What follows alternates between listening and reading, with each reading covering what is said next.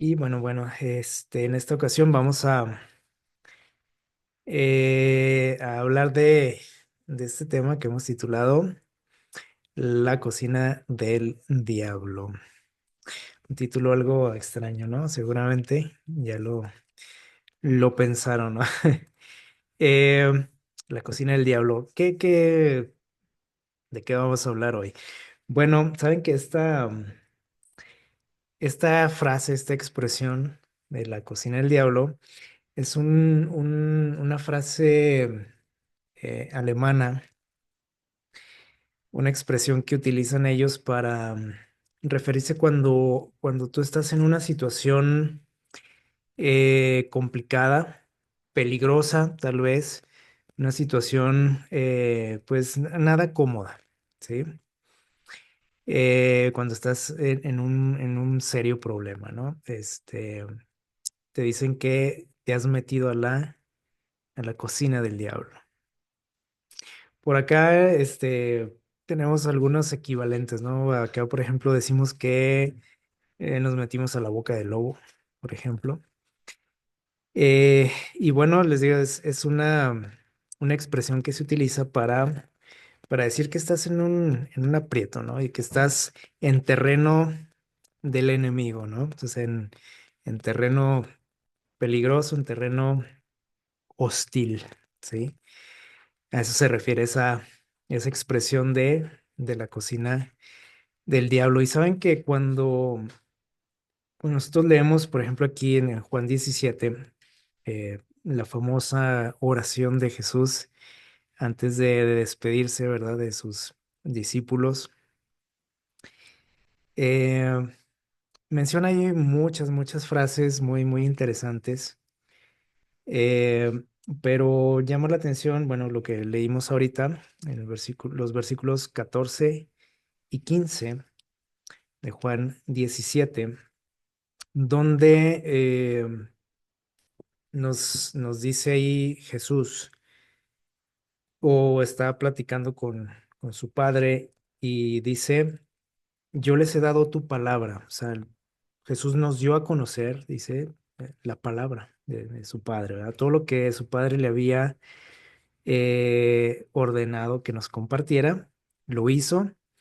Dice, y por esa razón, o sea, por ese conocimiento que hemos adquirido de Dios, dice, el mundo nos ha que aborrecido, ¿sí? O sea, se hizo enemigo de nosotros el mundo. Y bueno, es un tema también muy, muy profundo, ¿no? Pero, o sea, ¿en qué consiste, no? Esa enemistad. Eh, y yo creo que muchos en algún momento de nuestra experiencia, hemos sentido, ¿no? Esa enemistad con el mundo o que el mundo tiene hacia el seguidor, ¿no? De Jesús. Y dice una frase interesante porque podemos decir, bueno, si estamos en un terreno, como decíamos ahorita, hostil, si estamos en la cocina del diablo, porque eso es lo que dice aquí Jesús, ¿no? Estamos en terreno enemigo, dice, estamos rodeados de qué? De gente a la que no le agradas mucho, ¿sí? Así en general, ¿no? Por tus ideas, tus creencias, y más en este tiempo, ¿no? En el que estamos viviendo. Eh, Podríamos pensar cualquiera de nosotros, bueno, pues tenemos que alejarnos de todo, ¿sí? De las personas, no sé, de ciertos lugares, etcétera, ¿no? Y es algo que generalmente cuando, o hacen, o lo que muchos hacen, ¿sí? Cuando conocen a Cristo, se empiezan a aislar del mundo, ¿sí? Comienzan pues sí, a vivir una vida nueva, porque eso es el objetivo, ¿no? Pero saben que comenzamos a aislarnos literalmente del mundo. Y Jesús dijo algo aquí muy interesante, ¿sí? Le dice a Dios, yo no te pido una frase bien conocida, dice, que los quites del mundo, o sea, no lo mandes allá a las afueras, ¿no? a un cerro o sacarlos del planeta. O sea, ese no era el objetivo, ¿sí? Sino, dice, guárdalos de qué? Del mal. Es decir, tienen que permanecer aquí, tenemos que permanecer aquí en la cocina del diablo, como decíamos ahorita, o sea, en una situación hostil, peligrosa, ¿sí? En terreno enemigo, pero Jesús, antes de que nosotros supiésemos esto y que sintiésemos cualquier tipo de hostilidad en nuestra vida por su causa, Jesús ya había orado por nosotros, ¿sí? Ya había pedido a Dios por esa situación y dice, guárdalos de él mal. Eso es lo que Dios, lo que Jesús, perdón, le pide a su Padre. Entonces, Él no quiere que nosotros nos aislemos. Hace poco hablábamos de este niño, ¿se acuerdan? Lo mencionamos por ahí. Eh, el famoso niño de la burbuja, ¿se acuerdan? Este niño tenía una enfermedad, eh, pues peligrosísima, ¿no? Para su salud, donde él no podía prácticamente, no pudo pues nunca hacer su vida normal. Tuvieron que construirle esa protección, esa burbuja, este, para que pudiera pues más o menos sobrellevar, ¿no? Su enfermedad, este, sin arriesgar su vida, ¿no? Porque él podía contraer cualquier tipo de infección y morir casi al instante, ¿no? Su nombre era David Fetter. Em, y bueno, tuvo una vida muy corta, es lo que alcanzaron, ¿no? Con todos esos cuidados, lo que alcanzó a vivir, unos 12 años, me parece. Y, y bueno, hacíamos alusión precisamente a cómo muchas veces nosotros como cristianos también vivimos aislados del mundo, sin tener contacto prácticamente con, con nuestro entorno, ¿no? Con el mundo, lo que nosotros le decimos, ¿no? Al mundo, porque sentimos que nos vamos a qué? A contaminar, porque generalmente tenemos esa idea, ¿no? Cuando conocemos de Dios o se nos dice que así es, ¿sí? Ya no tenemos que contaminarnos con el mundo y entonces empezamos a dejar que alejarnos de las amistades, de la familia muchas veces, de las escuelas, porque muchas veces te dicen, mire, pues nosotros tenemos escuelas cristianas, así que meta a sus hijos ahí o métete a estudiar ahí y empezamos a aislarnos cada vez, o sea, nuestro mundo se empieza a reducir más y más, ¿sí? Muchas veces. No es en todos los casos, ¿sí? Ni debe ser así, pero eso es lo que pasa, ¿no? En general. Y mucha gente también, sin duda ustedes habrán escuchado algún caso de gente que incluso hasta deja sus trabajos, ¿sí? Por eh, empezar una nueva vida, ¿no? O sea, a veces lo tomamos muy literal y esta vida, esta nueva vida que Dios nos ofrece es más espiritual que terrenal, ¿no? Y nosotros hacemos como un alto a todo y cortamos con todo, para comenzar, ¿no? Una nueva vida, lo cual no es lo que Dios quería. Y Jesús lo dejó ahí muy claro, ¿no? En estas palabras que leímos, dice, no los quites de qué, dice, no te ruego que los quites del mundo. No los metas en la burbuja tampoco, no le pidió Dios, Jesús a su Padre eso, ¿sí? Sino que nos protegiera, dice, del mal. ¿Por qué? Porque íbamos a estar en medio de qué?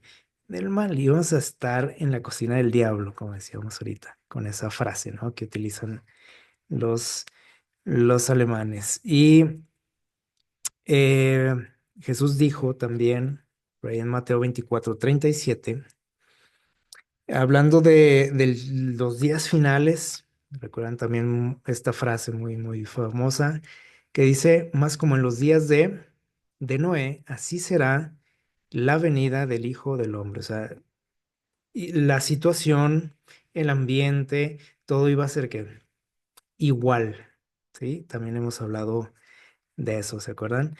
Em, en todo sentido, ¿sí? Muchas veces nada más hacemos énfasis en cositas que menciona por ahí en los siguientes versículos, pero es en todo, sí, y es un tema también algo profundo, ¿no? En lo cual le podemos sacar muchas enseñanzas y comparaciones, ¿no? Con nuestra época.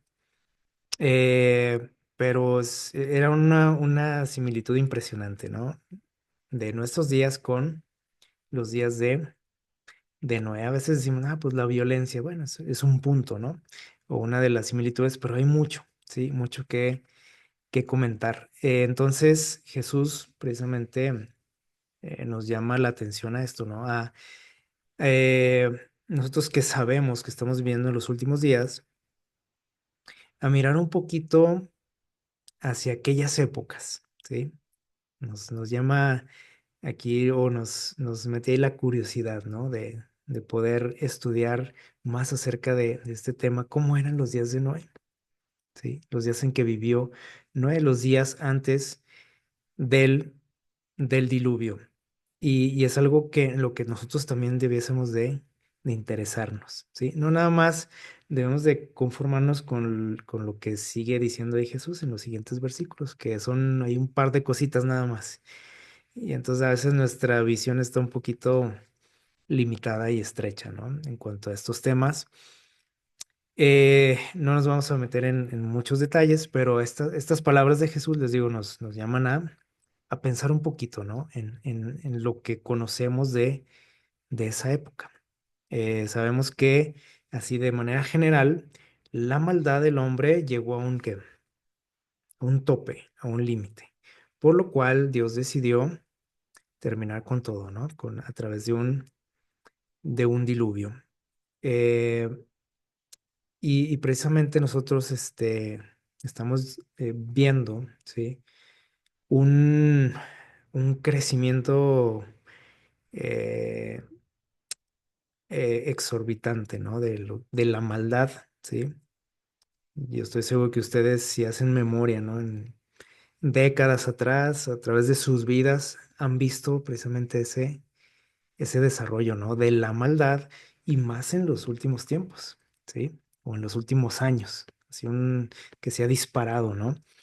Que siempre ha habido, ¿sí? Cosas y siempre han visto cosas muy, muy feas, ¿no? A través de la historia. Pero ahora es algo como lo cotidiano, como dice también ahí la palabra de Dios, que fue en Génesis que en ese tiempo la manera de vivir del hombre era de qué, ¿se acuerdan? Dice, de continuo hacer el mal, o sea, siempre lo malo, ¿sí? Siempre, nada bueno, y eso es lo que vemos, ¿no? En nuestros días. Eh, otra situación interesante acerca de ese tiempo, dice por aquí en el libro Patriarcas y Profetas lo siguiente, dice, las ventajas de las que gozaron los hombres de aquellos tiempos, dice, para obtener conocimiento de Dios, no han sido igualadas desde entonces. Dice que la gente de aquel tiempo tenía mucho, o tuvo muchas ventajas que ni siquiera nosotros vamos a tener nunca, ¿sí? Dice, lejos de ser una era de tinieblas religiosas y de tinieblas en muchos sentidos, como a veces se nos enseña y vemos en televisión o como vemos aquí en una imagen, aquí en esta imagen, perdón, eh, cuando hablamos así de aquellos tiempos y de antes del diluvio, pues como que imaginamos a las personas así, ¿no? Caminando encorvadas y muy primitivos, ¿no? Pero no fue así. No, no, esta imagen es una burla, ¿no? Para lo que era la gente de aquel tiempo, ¿sí?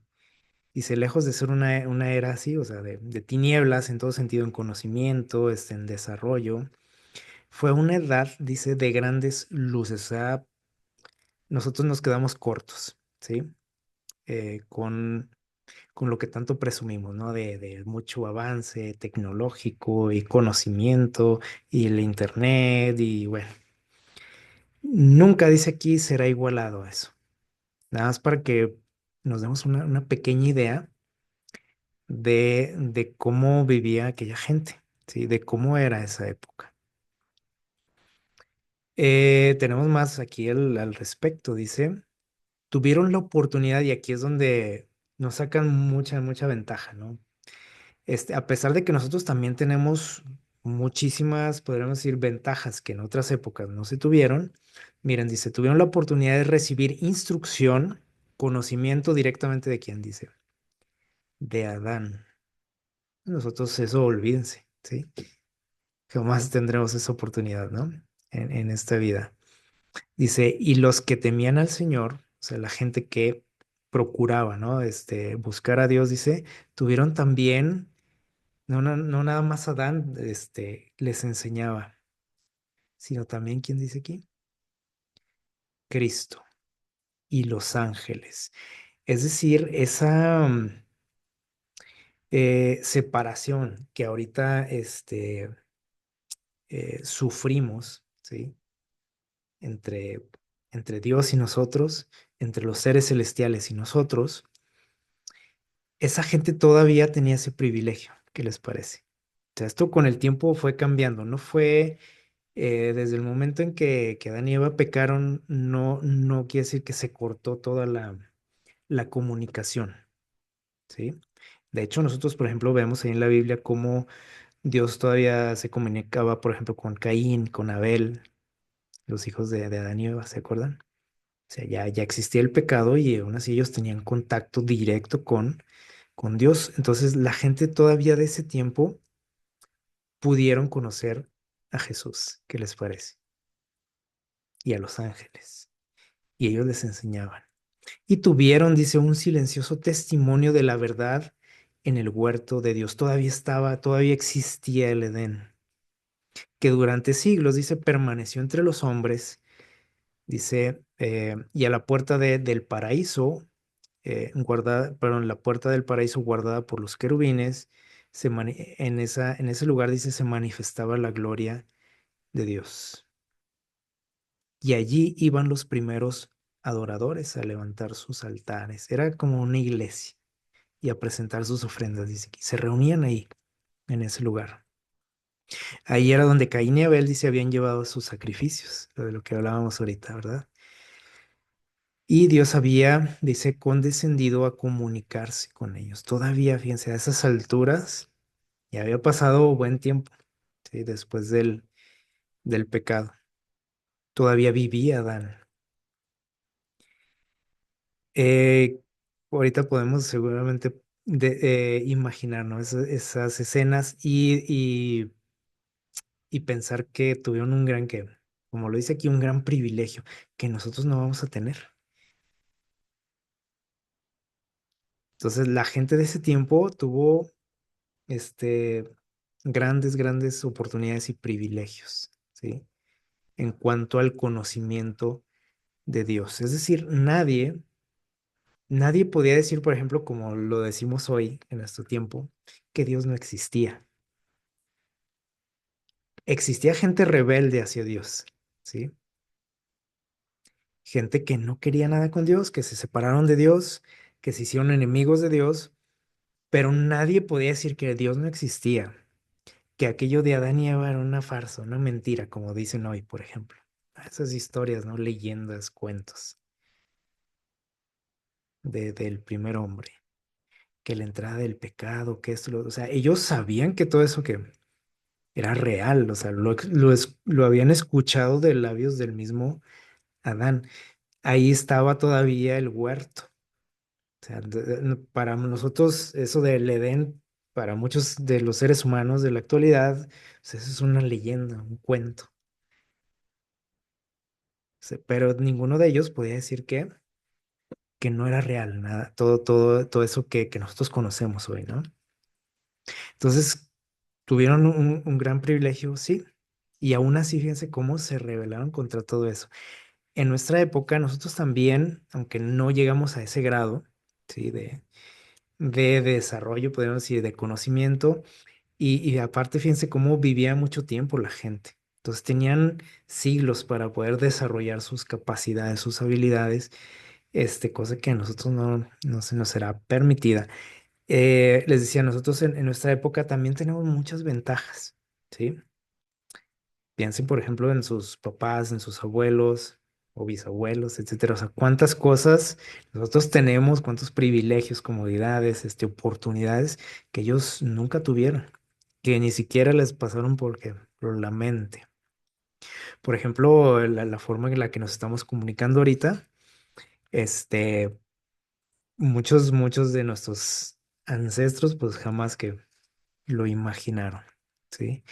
En cuanto al conocimiento de Dios, también tenemos muchísimas herramientas, oportunidades. Es decir, toda la gente ahorita en este mundo tiene esa oportunidad de conocer quién, de conocer a Dios, ¿sí? O sea, no podemos decir que no hemos tenido la oportunidad, ¿sí? Entonces también nosotros llamamos a esta época como una época de luz, de conocimiento, de ciencia. Eh, pero bueno, si las comparamos con el tiempo de Noé, pues esta se queda corta todavía. Sin embargo, en cuanto a la maldad, pues sí, ahí la llevamos, ¿no? Ya estamos, casi el parejo, yo creo. Y dice aquí, y a pesar de la iniquidad que prevalecía, o sea, a pesar de la maldad que existía en ese tiempo, porque a pesar de que eh, había todas estas ventajas, ¿sí? También todo ese intelecto que habían desarrollado los hombres lo utilizaban para lo malo, ¿verdad? Entonces, a pesar de la maldad reinante, dice, había un número de hombres santos. No muchos, pero existían, ¿sí? Existía gente buena, buena en nuestros términos, ¿sí? Existía gente que buscaba a Dios todavía, aunque todo o sea, el planeta se estaba corrompiendo así aceleradamente, ¿no? Personas, dice aquí, santos, ennoblecidos, elevados por la comunión con Dios y vivían, dice, en compañerismo con el cielo. Eran hombres de poderoso intelecto que habían realizado obras admirables. Tenían una santa y gran misión. Fíjense bien. ¿Cuál era su tarea, su misión? Desarrollar un carácter justo y enseñar una lección de piedad no solo a los hombres de su tiempo, sino a las generaciones futuras, es decir, a nosotros. ¿Qué podemos aprender de esto? Nosotros estamos también viviendo en medio de, o sea, en una época peligrosa, en una época, terrible, si estamos hablando en términos de maldad, ¿sí? En muchos otros sentidos podemos decir, uy, pues qué padre, ¿no? Cuánto desarrollo, cuánta tecnología, cuántas comodidades. Bueno, sí, pero si vemos las cosas malas, pues estamos en una época oscura, ¿no? De nuestro mundo. A pesar de eso, en aquel tiempo dice, existían personas que buscaban a Dios, que vivían cerca de Dios. A veces las situaciones en las que o lo que vemos a nuestro alrededor nos hace perder la fe, nos hace dudar de Dios. A veces podemos decir, ¿y será que Dios existe? ¿Y dónde está Dios? ¿Por qué tanta cosa mala? ¿Y por qué esto y lo otro? En aquel tiempo todo era igual a lo que nosotros vivimos, ¿sí? Y aún así había hombres que se mantenían firmes y que tenían muy clara su misión en este mundo. Muchas veces nosotros no sabemos por qué estamos aquí, ¿no? Para empezar, decimos, pues, ¿por qué nací? ¿Sí? Y, y cuando conocemos de Dios, seguimos sin un propósito también y decimos, pues, ¿qué hay que hacer? Pues a lo mejor, pues, predicar. Para eso existimos, ¿no? Como iglesia, predicarle a la gente. Pero fíjense bien, aquí se habla de compartir, ¿no? ¿Se fijaron? Compartir, dice, enseñar lecciones a los demás. Pero, ¿cómo se logra eso? Aquí se nos pasa a muchos de nosotros el primer punto, dice, lo primero es desarrollar un carácter semejante al de quién, al de Jesús. Dejar que Dios viva o viva a través de ti. Y de esa forma, dice, se iban a enseñar lecciones a los demás con tu manera de vivir. nosotros muchas veces decimos, bueno, pues tenemos que predicarle a la gente. Y sí, lo hacemos, ¿sí? Y trazamos planes y campañas y bueno, compartimos, ¿no? El mensaje. Pero se nos olvida que cuando nosotros hablamos, si eso no va acompañado del testimonio, o sea, de que la gente vea que yo estoy viviendo eso que digo, pues no tiene sentido y no tiene efecto. ¿Sí? Y a veces nosotros culpamos a la gente, ¿no? De que es muy dura, muy, que no quiere nada con Dios, muy cabezona, etcétera. Pero realmente el problema somos nosotros. Entonces, primero tenemos que desarrollar ese carácter, reflejar a quién, a Cristo, reflejar su carácter, su amor, etcétera. Y entonces sí, las lecciones las van a aprender los demás, esas lecciones, generalmente sin que tú tengas ni siquiera que hablar, ¿sí? Porque la gente lo va a ver en ti. Y eso es lo que nosotros tenemos que hacer hoy también. Como lo hacían aquellas personas de ese tiempo, que vivían en una época también terrible, ¿sí? En cuanto a maldad. Eh, Dice por ahí, aquí vamos a hacer aquí aparece un personaje también muy famoso. Dice en Génesis 5 del 21 al 24. Les voy a invitar a leer Génesis capítulo 5 del 21 al 24.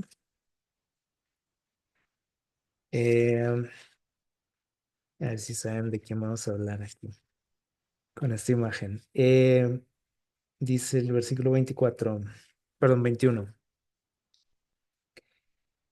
Dice, y Enoc tenía 65 años cuando nació su hijo Matusalem. A lo mejor nos puede parecer medio grande ya de edad, ¿no? Para tener su primer hijo. Pero acuérdense que esas personas vivían siglos, ¿sí? De hecho, su hijo Matusalem fue la persona que más años vivió en este mundo, 969 años, imagínense. Bueno, dice que tuvo su hijo a los 65 años y después, o sea, ya después de que nació su hijo, dice, Enoc caminó con Dios 300 años, durante 300 años. Yo no sé cuánto tiempo ustedes tienen de conocer a Dios. Enoc tuvo el privilegio, dice, de tener una relación muy estrecha con Dios durante 300 años. Dice, y luego después tuvo más hijos e hijas. Y así, los días de Enoc fueron 365, ¿sí? Y caminó pues Enoc con Dios. Repite aquí esta expresión. Acuérdense que cuando Dios nos repite algo es porque quiere que hace un énfasis especial, ¿no? Y quiere que pongamos mucha atención a eso, ¿sí? Enoc caminó con Dios y desapareció. De repente, dice, nadie lo encontró. ¿Lo secuestraron o qué pasó? Bueno, este, algo así, pero no fue ningún maleante, ¿no? Dice, porque desapareció porque Dios se llevó, lo llevó a vivir con él. Y hasta ahí llegó la historia de Enoc en esta tierra, ¿sí? Hay algo muy interesante aquí en su vida. Ahorita mencionábamos el nacimiento de su hijo y miren lo que dice por aquí. Dice, cuando conoció el amor de su hijo hacia él, o sea, cómo su hijo se relacionaba con él, Matusalem, dice, y la sencilla confianza del niño en su protección, se le empezó a como le empezó a llamar la atención las actitudes que tenía aquel niño, ¿sí? Cómo aquel niño dice vivía confiado en su protección. O sea, el niño no se estresaba, no tenía insomnio, ¿sí? No se preocupaba por qué iba a comer mañana o si su familia tenía dinero para pagarle la escuela o no sé. Su niño vivía confiado en él. Dice, y cuando sintió la profunda y anhelante ternura de su corazón hacia su primogénito, aprendió la preciosa lección del maravilloso amor de Dios hacia el hombre, manifestado en su hijo. O sea, él en su relación con su hijo empezó a comparar, ¿no? Y empezó a entender muchas cosas acerca de cómo es Dios. Y seguramente muchos de los que son padres pueden aprender esto también, de cómo Dios se relaciona con sus hijos, en su experiencia, ¿no? Ustedes pueden aprenderlo también. Dice, y la confianza que los hijos de Dios podían tener en el Padre Celestial. O sea, así como ese niño confiaba en él, dice, de esa manera yo necesito también confiar en Dios. Y empezó o sea, a raíz del nacimiento de su hijo, su relación con Dios empezó a cambiar. Fue como el detonador ahí, ¿no? Lo que cambió su vida, o sea, en cuanto a lo espiritual. O sea, él conocía de Dios, obviamente, y sin duda tenía una relación importante, ¿no? Con Dios, pero esto fue un cambio en su vida. La forma en la que empezó a convivir con su hijo y dice, el infinito e inescrutable amor de Dios manifestado mediante Cristo se convirtió en el tema de su meditación de día y de noche. Es decir, él estaba fascinado,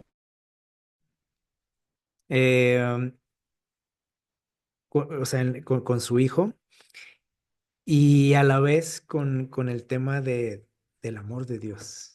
Dice, tanto así que de día y de noche, dice, siempre estaba que meditando en eso, reflexionando, sacando lecciones, aprendiendo cosas. Dice, y con todo el fervor de su alma, o sea, le emocionaba esto, dice, trató de manifestar este amor a la gente entre la cual vivía. Y ya vimos qué tipo de gente le rodeaba, ¿no? Un ambiente, una sociedad, una época muy similar a la nuestra. Y dice que él comenzó a cambiar su vida, ¿no? Y quería compartir todo eso con la gente que le rodeaba, ¿sí? Con sus amigos, con su familia, con sus compañeros. Dice el andar de Enoc, eso que dice ahí que caminó con Dios, a veces como que no lo entendemos, ¿no? Y decimos, pues, ¿a qué se referirá eso? ¿Cómo fue eso? Esa experiencia.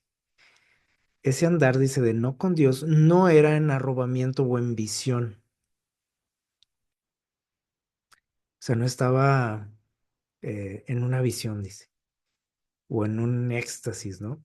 Dice, sino en el cumplimiento de los deberes de su vida diaria. O sea, él tenía una vida normal. A veces cuando escuchamos esto de que no caminó con Dios, se nos puede venir a la mente el hecho de que dice que él se aisló, ¿no? Y que se fue por ahí a una montaña y tuvo ahí una relación con Dios, ¿no? Más cercana. Se fue y se internó en un monasterio, ¿no? No fue así. Dice, él siguió su vida normal. Y esto es algo que nosotros tenemos que aprender, les decía ahorita, ¿no? Bueno, y lo que mencionabas al principio, a veces como cristianos, que el momento en que conocemos a Jesús, este, hacemos todo a un lado, ¿no? Mis amigos, mi familia o todo lo que era mi vida antes, decimos, ya no quiero nada porque todo es que pecaminoso, todo es del diablo. Ahora quiero empezar una nueva vida. Pero lo hacemos mal, ¿no? O sea, no es lo que Dios espera. Él siguió con su vida, con sus amigos, ¿sí? Con su familia, con su trabajo, con sus compañeros, ¿sí? Él continuó viviendo, como decíamos ahorita al principio, en la cocina del diablo, ¿sí? O sea, en un ambiente que complicado, hostil, peligroso, como lo que vivimos nosotros, ¿sí? Dice, no se aisló, no se metió en la burbujita, ¿sí? No dijo, bueno, pues ahora mi vida es solamente que la iglesia, mi vida es solamente los hermanos de la iglesia. Mi vida es solamente, pues, la escuela de la iglesia. O sea, todo que, así, todo cercado, ¿no? Para no contaminarnos. Él no hizo eso. ¿Sí? Entonces, a veces malentendemos muchas cosas, ¿no? De lo que Dios espera de nuestra vida, lo que debemos de hacer. Él continuó su vida normal. Dice, no se convirtió en un ermitaño. Dice, él tenía una obra que hacer para con Dios en este mundo y lo sabía muy bien. Y ahorita decíamos que toda esa gente de aquella época sabía muy bien lo que tenía que hacer, sabían para qué vivían. Y dice, eh, en el seno de la familia, o sea, esa misión que él tenía, dice, era donde, primeramente era con su familia, algo que también a veces olvidamos nosotros, ¿no? Como cristianos, porque decimos, hay que predicarle al mundo de Jesús, ¿no? Y de que de su venida, etcétera. ¿Y a dónde vamos a predicarle? Pues allá, a a un rancho, a una colonia alejada, con los pobres, que acá, que allá, que a los enfermos. ¿Y tu familia? ¿Alguna vez le hemos hablado a nuestra familia? ¿O nuestra familia ha visto algo diferente en nosotros? Porque ya vimos que no se trata de hablar nada más, ¿no? Y de enseñarles la Biblia. Se trata de enseñarles en nuestra propia vida a Dios. Y ese es el gran desafío, ¿no? Entonces, todo lo que yo les pueda decir, si no va acompañado del testimonio, no sirve. Y dice aquí, la primera obligación era quién? La familia. Y eso les digo, tenemos que aprenderlo. Después, ¿quién? Dice, la gente que lo rodeaba.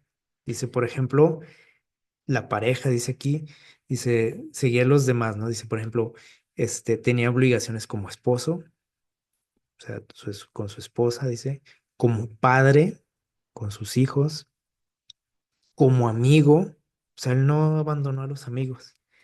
Dijo, ya no más ya no más, tengo que juntarme con los paganos, con la gente que no conoce a Dios. No, no, no, él no hizo eso, dice, él siguió que teniendo las mismas relaciones que tenía, ¿sí?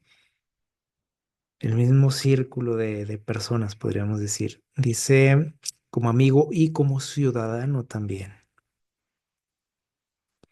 Fue firme y constante siervo de Dios. O sea, esa firmeza y ese caminar con Dios no fue, dijimos, aislado del mundo para no contaminarse. Fue en medio, o sea, fue en el mundo, ¿sí? En medio de todos los peligros en medio del pecado, en medio de, personas peligrosas, etcétera, ¿sí? De situaciones y bueno, o sea, él no se aisló. Entonces tenemos que aprender eso de él, ¿sí? Eh, Muchos, dice, sigue diciendo por aquí, muchos cristianos serían más fervientes y devotos si supiesen que tienen solo poco tiempo que vivir. Ah, nuestra vida es corta, ¿cierto? Pero fíjense bien, aparte, nosotros estamos viviendo en una época, eh, o estamos viviendo los últimos días de la historia de este mundo. Nosotros a veces hacemos planes para mucho tiempo, allá muy adelante, para nuestra vejez, para retirarnos, para cuando tengamos nietos y cosas así.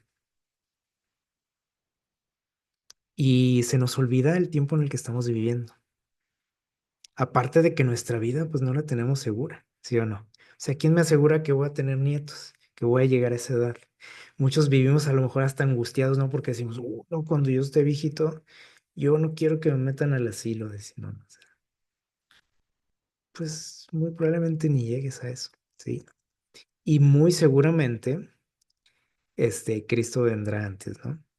Dice, porque la venida de Cristo está por suceder. O sea, no es algo que está ya en un futuro muy distante, como a veces se nos hace creer, ¿no? Que te dicen, bueno, pues tú haz tu vida, Cristo puede tardar tanto tiempo, tal vez 100 años, 200, un siglo, 2, 3, 4. Es más, nadie sabe cuándo va a venir, decimos. tenemos poco tiempo por vivir, muy poco tiempo, diría yo, ¿sí?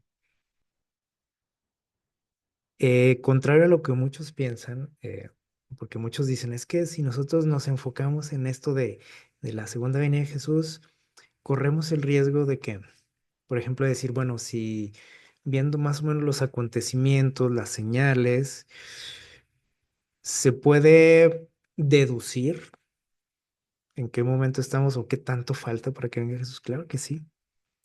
O sea, Jesús nos ha dejado, Dios nos ha dejado en su palabra muchísimo conocimiento al respecto de su venida, contrario a lo que muchos pensamos, ¿no? Que eso es algo que está oculto. Y decimos, bueno, si empezamos a decir, bueno, falta tanto o parece que más o menos en cierta época va a pasar o en cierto año, eso es de lo peor, ¿no? O sea, decir eso o pensar eso. ¿Por qué? Porque decimos que eh, así lo razonamos, ¿no? Decimos, es que si alguien te dice que viene el año que entra, Jesús, ¿qué vas a decir tú? Ah, bueno, me queda un año para portarme mal. Así lo razonamos, fíjense, los cristianos. En vez de que digamos, falta un año, pues un año es muy poco tiempo, necesito que prepararme, alistarme, echarle ganas. Esa debería ser nuestra actitud, no pensar de que si falta un año, porque así lo pensamos, ah, falta un año, 2 años, ah, bueno, todavía puedo hacer esto, lo otro. Dice aquí que si nosotros reflexionásemos más en el tiempo en el que estamos viviendo, nuestra vida sería que más ferviente, no más liberal ni más pecaminosa, porque eso es lo que pensamos, fíjense, tristemente. Y el ejemplo lo tenemos en Enoc, ¿sí? Dice, su fe se fortalecía y su amor se hacía más ardiente a medida que pasaban los siglos. Y ahí les va otra cosa. Enoc también sabía que quedaba muy poco tiempo, que no iba a vivir mucho tiempo más. ¿Saben por qué? Porque él sabía de, del diluvio. Y Dios les dijo cuánto tiempo iba a pasar, en cuánto tiempo iba a suceder. O sea, no les dijo, viene un diluvio, a ver cuándo. Puede ser mañana, puede ser dentro de 100 años. No, no les dijo así. O sea, les dijo un tiempo exacto. ¿Y qué hizo Enoch? Ah, falta mucho para el diluvio, entonces todavía podemos que portarnos mal. ¿Eso hizo? Eso es lo que pensamos nosotros hoy en día. Ah, dicen que falta tanto tiempo, entonces vamos a portarnos mal. Tenemos que aprender y esto, o sea, esos pensamientos dan mucho que pensar, ¿no? De nuestra vida espiritual. Dice en la medida que él sabía también que el tiempo se acercaba, o sea, que quedaba muy poco. Obviamente ya no le tocó ver eso, o sea, él se fue antes, ¿sí? Pero sabía que no había mucho por delante. Y eso no lo motivó a decir, a vivir relajadamente. Al contrario, dijo, tengo que echarle más ganas, tengo que acercarme más a Dios. Enoc dice poseía una mente poderosa y bien cultivada y profundos conocimientos. Entonces aquí hay otra cosa, ¿no? También ese caminar con Dios tenía que, o sea, implicaba un esfuerzo de su parte, en estudio, en dedicación, en profundizar, dice aquí en el estudio. Nosotros a veces nos conformamos con una pequeña oración, ¿no? En la mañana, con un pequeño devocional, una pequeña lectura, y ahí nos vemos hasta el otro día o hasta el sábado, etcétera. Dios dice le había honrado con revelaciones especiales. O sea, en la medida que él estudiaba, obviamente Dios le iba revelando que cosas que el resto de la gente que lo rodeaba ni por aquí le pasaba, ¿sí? Sin embargo, dice por el hecho de que estaba en continua comunión con el cielo y reconocía constantemente la grandeza y perfección divinas, fue uno de los hombres más humildes. O sea, eso no le hacía ser presumido, ¿no? Decía, ah, yo conozco mucho, yo conozco a Dios. Cuanto más íntima era su relación con Dios, dice, tanto más profundo el sentido de su propia debilidad e imperfección. Muchas veces nosotros, ahí les va, en la medida que pasamos, o que pasa tiempo, ¿no? De que conocemos a Dios, nos hacemos más arrogantes, más presumidos, les hacemos más el feo a todo mundo, porque yo soy cristiano, yo soy santo, soy perfecto, y pobrecitos de los demás, ¿sí? Y pobrecitos los de aquella iglesia que están en un error, y pobrecitos los que no conocen de Dios, y así nos la llevamos, ¿sí?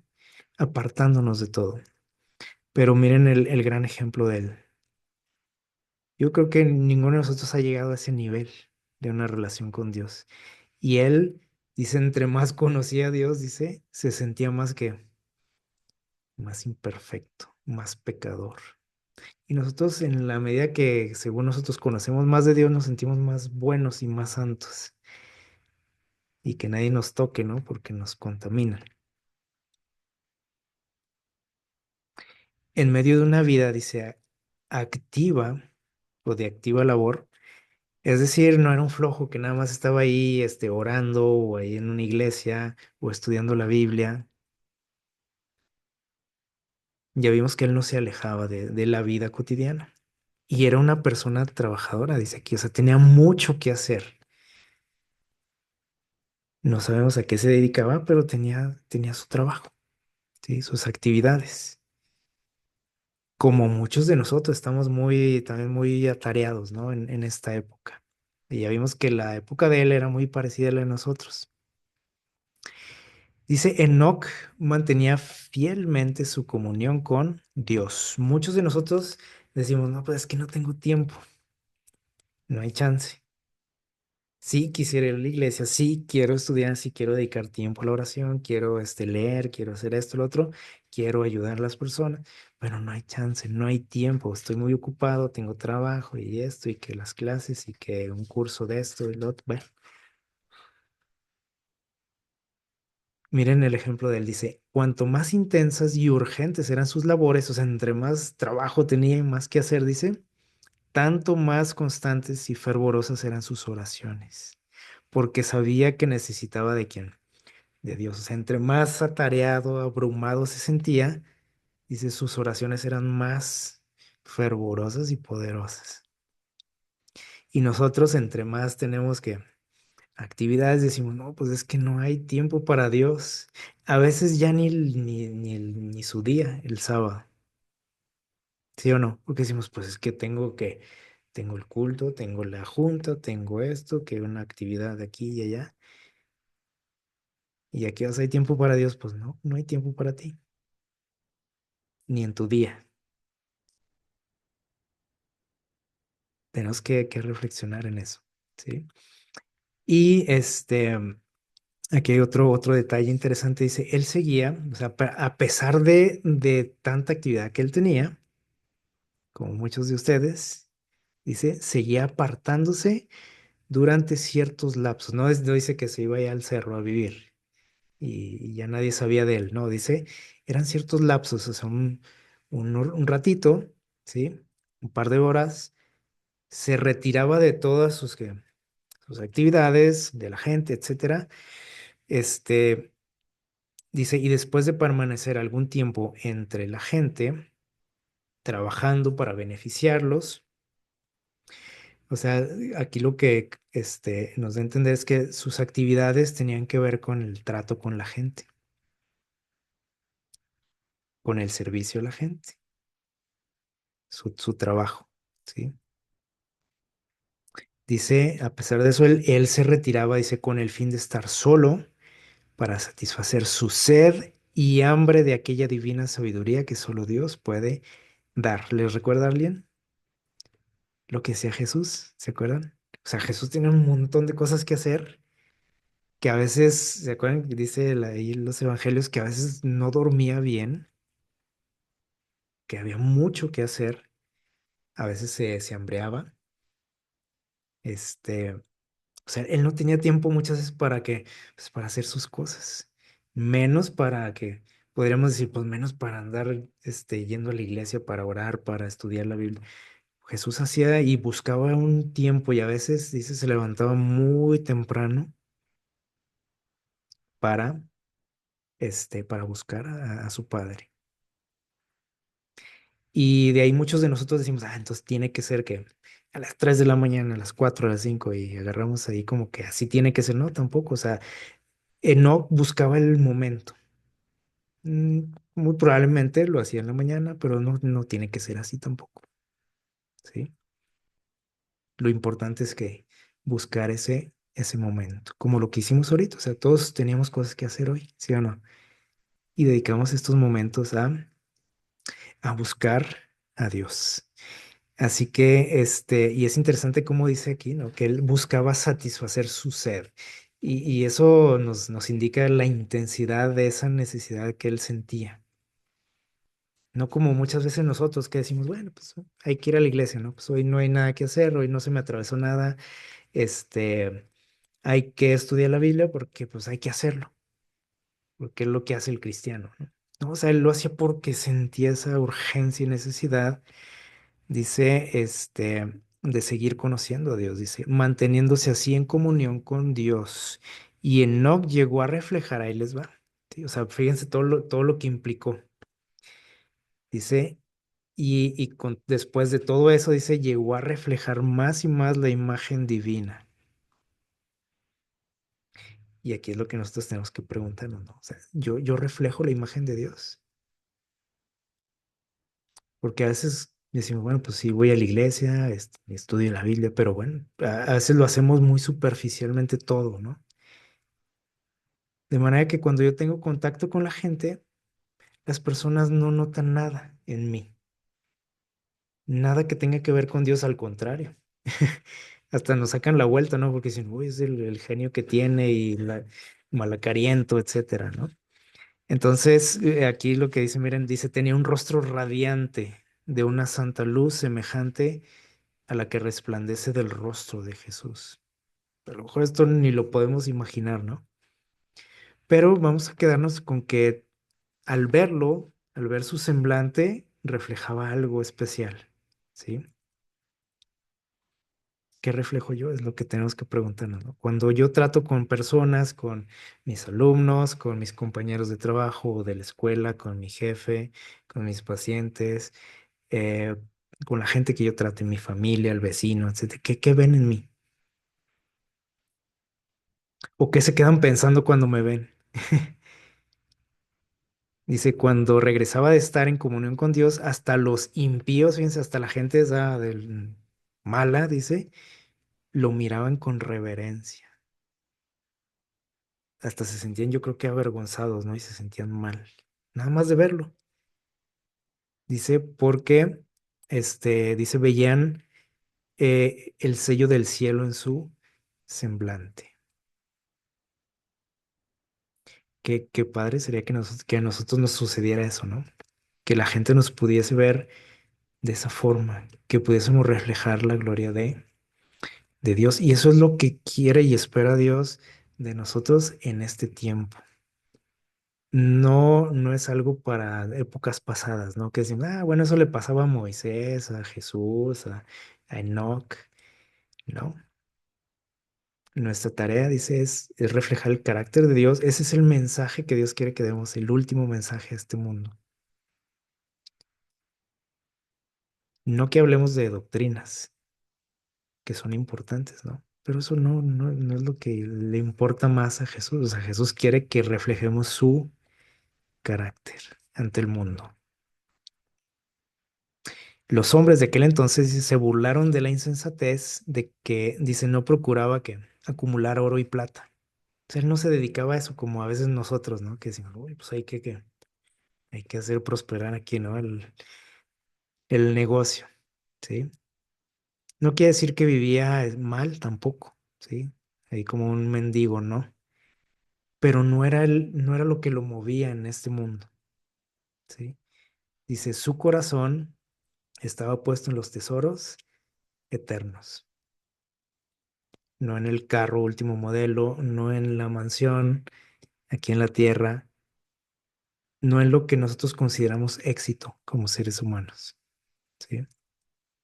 Y les digo, no quiere decir que sea malo que tengas un carro nuevo o una casota o lo que sea, ¿sí?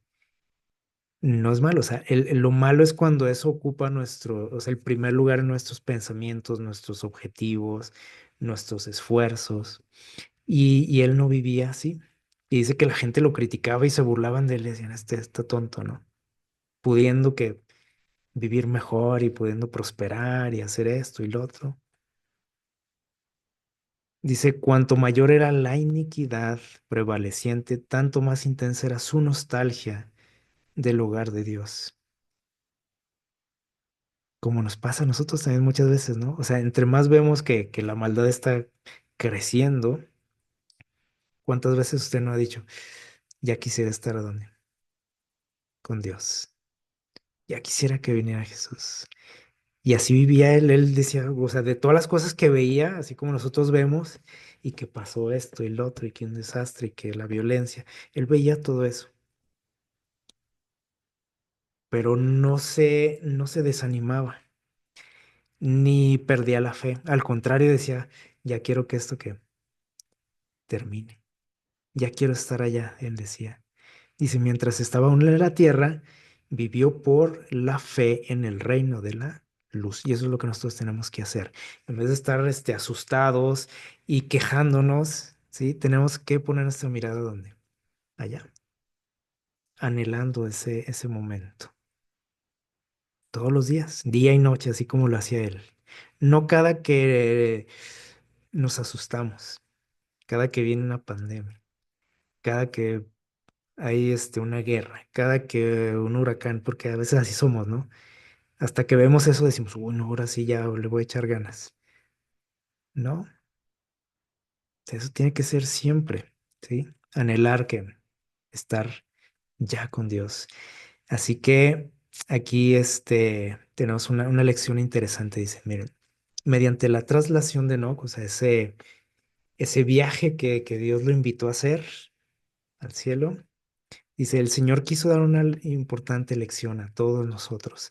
Había peligro, dice, de que los hombres cedieran al desaliento debido a los temibles resultados del pecado de Adán. Es decir, viendo todo lo que pasa, ¿cuántas veces no nos desanimamos?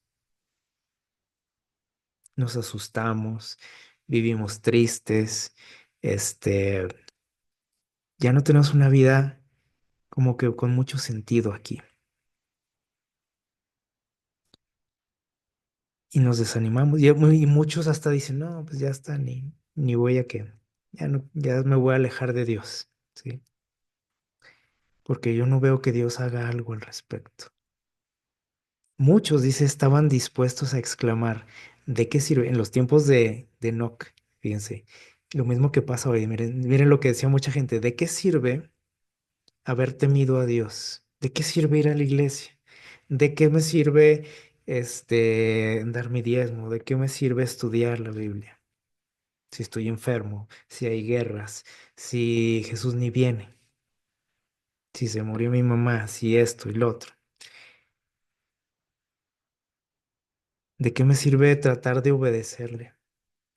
Dice, ya que una terrible maldición se pesa sobre la humanidad, o sea, cuando vemos todo lo que pasa. Y finalmente dice, a todos nos espera la muerte, a todos nos vamos a morir. Vaya o no vaya a la iglesia, estudie o no estudie la Biblia. Pero, ¿cuál fue la lección entonces? Ah, de que hay una recompensa, de que hay algo más allá, de que esta vida no es todo, ¿sí? Y de que Dios tiene planes, más allá de lo que nosotros vemos aquí, toda la maldad y lo malo, creemos que esto es lo único que hay. Pero mediante su vida, o sea, esa experiencia de que se fue, así vivo sin probar la muerte, dice ahí en Hebreos, es un recordatorio para todos nosotros de que no hay que rendirnos, no hay que desanimarnos, de que Dios cumple sus promesas, de que sí hay una recompensa, de que no podemos decir que de qué sirve echarle ganas. Hay una recompensa, hay promesas de Dios y Él dijo que venía, ¿qué? pronto.